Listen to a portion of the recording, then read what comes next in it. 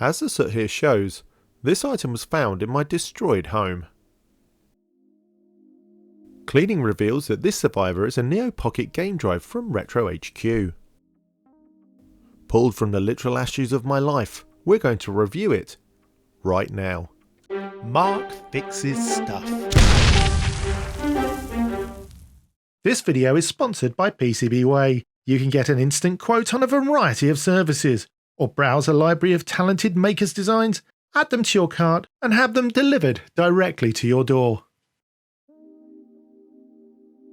In a previous episode, we revitalised this Neo Geo Pocket colour, but I don't have any carts, and its hungry slot is begging to be filled.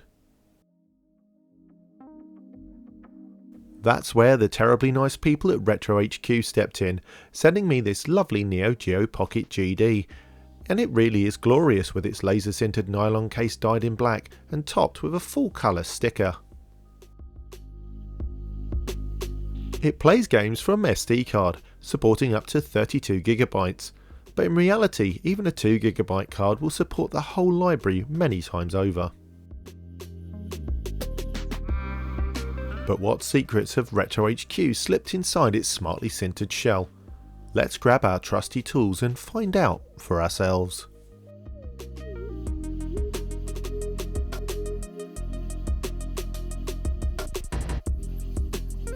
Once the screw was removed, we needed to unclip the tightly fitted lid, revealing the PCB. Inside we find a lone Lattice FPGA, this model boasting 256 logic elements and 55 I/O points. There's two pieces of 64 megabit flash memory, providing 16 megabytes of on-card ROM storage.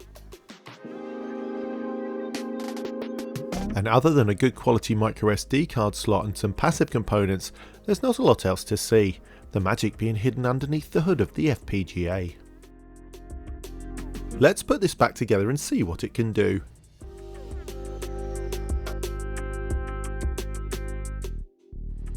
We'll need to get some software onto the card. It becomes immediately apparent that the whole Neo Geo Pocket Color library TOSEC is less than 400 meg, including multiple dumps and homebrew games.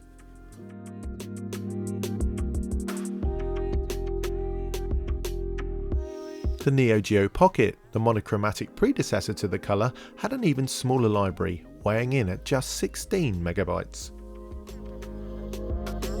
Perhaps we'll just use the smaller card instead then, even if it's quite slow.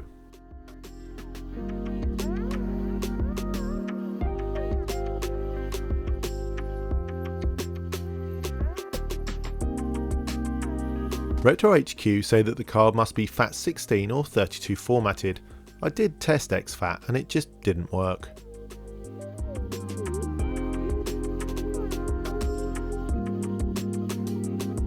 FAT32 it is then.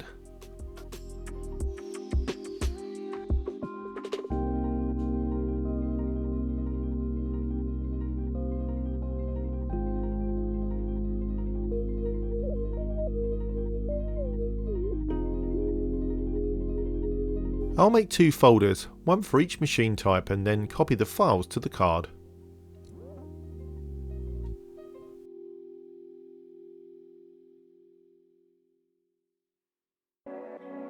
This ancient 2GB card is certainly not taking advantage of my USB 3 card reader's speed. For that reason I recommend a curated card, instead of this rather lazy approach.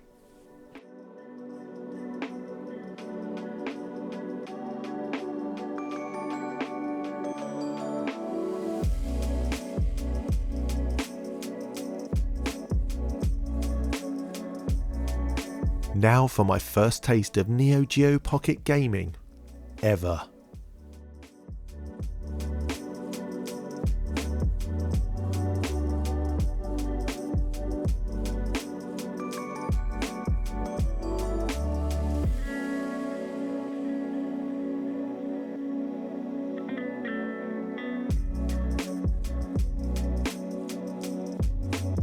And here I hit a problem.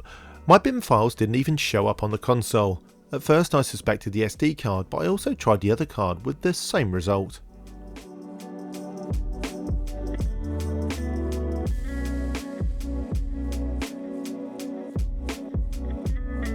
It turns out that I really should have RTFM'd.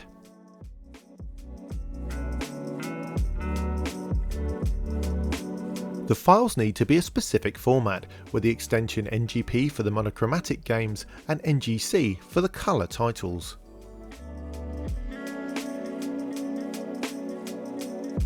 The binary dump should be okay, but we will need to change the extensions to the correct format.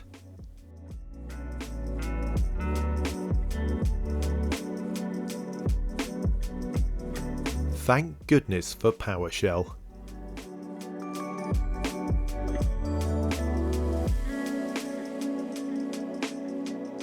That looks better.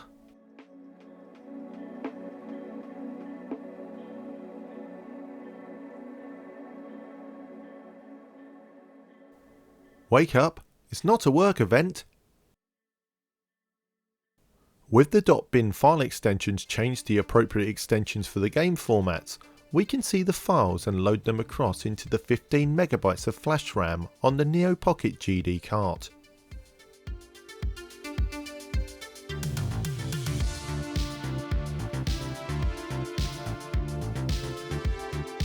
Copying can feel a bit sluggish if you're using an older, slower cart like I am, but once it's in the menu it's there for as long as you leave it. The specs of the chip state 20 years in fact. Titles are deleted from the menu on the console itself.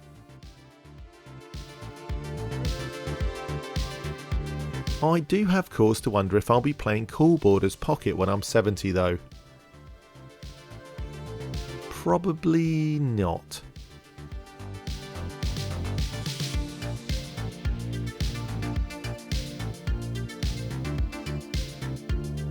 I'm not sure if this version of Bomberman is an official release or not, but Bomberman's great on any platform I think.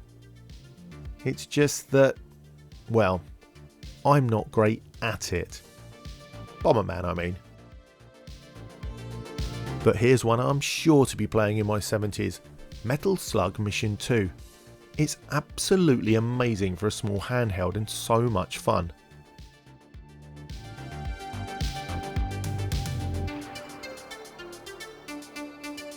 So, in summary, the Neo Geo Pocket GD just works, and works well. It's easy to use, pretty much fireproof, and Terry and Dave both give it the gummy thumbs up. Thanks so much to my amazing patrons. You make these videos happen, and without your ongoing support and friendship, I don't think I could make this channel happen. I'd like to give you my deepest gratitude from the bottom of my heart.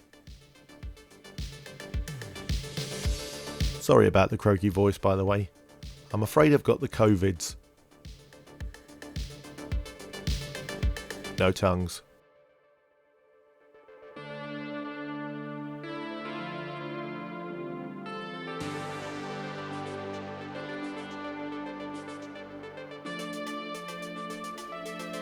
Well, you've stayed till the end. The chairs are on the table and there's little else to do other than watch one of my previous videos.